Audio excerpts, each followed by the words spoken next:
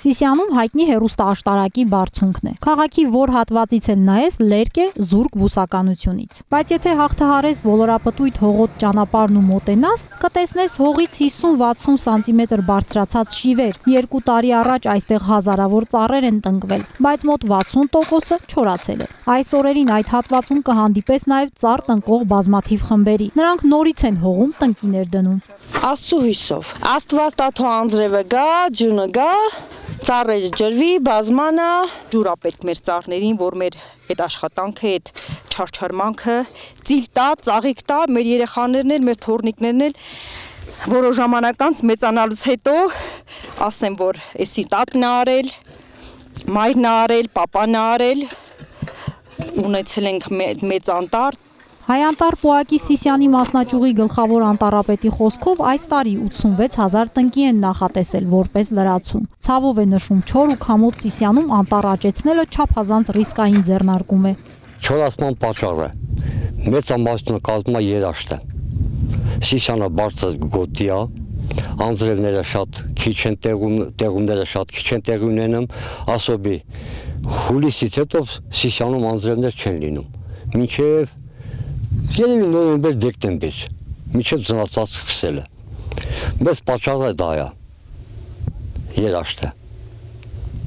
Իսկ չկան բուսատեսակներ, որ ավելի չորադիմացք ունեն, որ օրինակ դեղին ակացիան, ակացիայի մի տեսակ էլի կա սիպտակ ակացիան, դրանք կպչողականություն ավելի բարձր է, չոր պայմաններին ավելի հարմարում են։ Սոճենին էլ այդպես։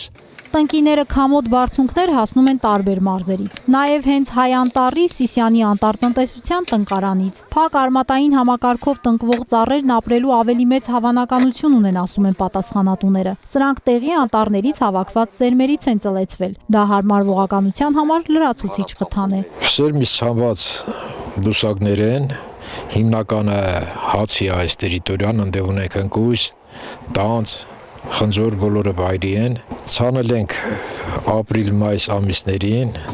մայիսին արդեն ցանքսը վերջացրել ենք, մոտավորապես 6 ամսական բույս են, միս նոյեմբերին պետք է հանվի արդեն անտառ տնկելու համար։ Այս տարի Սյունիքում 101 հեկտար անտառպատման ու անտառվերականգնման աշխատանքներ են պլանավորված։ Փորձարարական, երբեմն այլ երկրների փորձը ներառող մեթոդներ են օգտագործում Սիսիանում։ Տնկման գործն այստեղ մշտական է։ Ծառատեսակները, որոնք ցածր կպչողականություն են դրսևորել, հիմնականում չեն փոխվել։ Ինչու եք շարունակում տնկել կաղնի, հացենի եւ խնձորենի, եթե կան առավել չորադիմացկուն տեսակներ հարցին պատասխանում է Հայանտառի անտառվերականգնման ու անտառպատման բաժնի պետը։ Սիսիանում մենք այս տարի գնահատել ենք բավականին ցածր կպչողականություն, այս տարի պետական բյուջեի միջոցներով չկա անտառ տնկում, հա, հենց հիմնվելով նրանով, որ գույքագրման նախորդ տարվա եւ այս տարվա գույքագրման արդյունքները այնքան էլ